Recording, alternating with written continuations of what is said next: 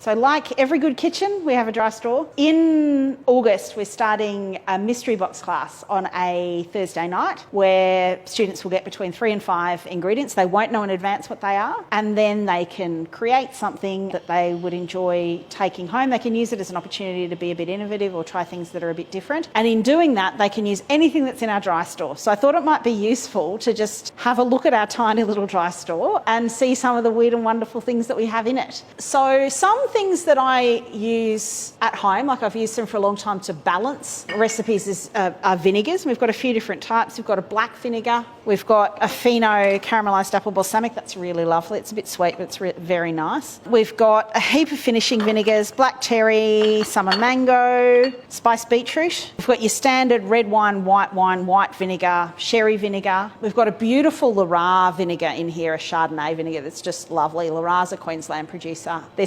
vinegars are so beautiful. And I think you could, the last couple I bought at a supermarket because they're now supplying into supermarkets, which is wonderful. Used to have to drive down to near Stanthorpe to pick them up. So that's really exciting. Their stuff's really beautiful. In terms of some of the Asian, Japanese, Korean type classes that we're doing at the moment, we've got a few things. We've got a couple of oyster sauces, but we've got this mushroom sauce. It's a good sub for vegans or people with shellfish allergy. That's a fantastic sub for oyster sauce. We've got more vinegars, rice wine vinegar. We've got mirin, so a couple of cooking wines. We've got a cooking sake, and then we've got mirin, which is another type of cooking wine. And those are really lovely for balancing or using in particularly Japanese dishes. Oh, we've got this. The chefs don't know what this is. I'm pronouncing it incorrectly, I'm sure. Ajinomoto, but it's MSG. So this is MSG, but it really adds a lovely flavour to food. You don't need a lot of it. You use too much, everything tastes like Parmesan, but it really adds a lovely, lovely flavour to food. And we use that sometimes just for fun. We don't use it in all our recipes, but just for fun sometimes we'll add a little bit at the end, and students get a chance to taste it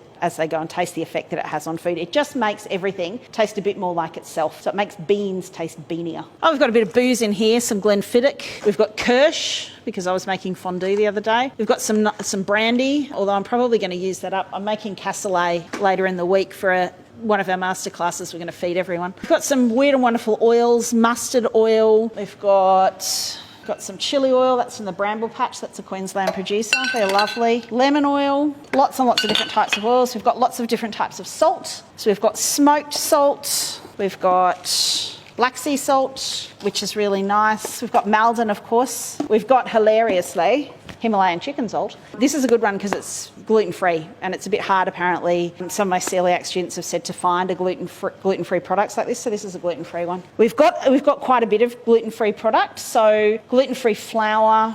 We've got gluten-free panko crumbs. You know, if you were in here trying to make something without gluten in it and you wanted a crunchy element or you wanted to crumb it, these are gluten-free, which is lovely. We've got all sorts of weird and wonderful things. We've got a couple of different types of couscous, pearl couscous, lots of different peppers. So Szechuan pepper, Korean red pepper, Sri Lankan chilli powder, regular chilli flakes, Aleppo pepper. We've got lots of spices, sumac, 5-spice, cinnamon, all the standard ones, bay leaves, a Sri Lankan dark roasted curry powder, which is nice, peppercorns, cardamom, yeah, lots and lots of different types of interesting things. Dashi granules, which are lovely in Japanese food. If you've ever eaten agadashi tofu, dashi is the base for that, and that's just a dried version of it. We've got dried mushrooms, we've got shiitake, a couple of other types of dried mushrooms. We've got some ramen noodles, red pepper paste, okonomi sauce. So there's heaps of things in here for students to access when they're making something fun for their mystery box challenge.